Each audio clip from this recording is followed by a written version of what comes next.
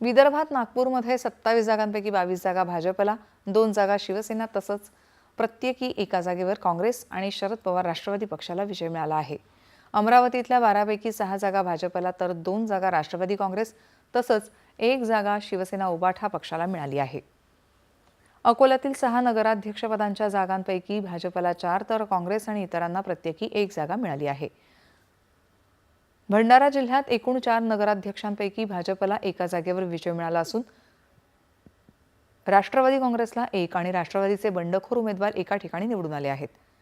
वर्धा जिल्ह्यात 6 पैकी 3 ठिकाणी भाजपला यश मिळालं असून 2 ठिकाणी काँग्रेस उमेदवार निवडून आले आहेत.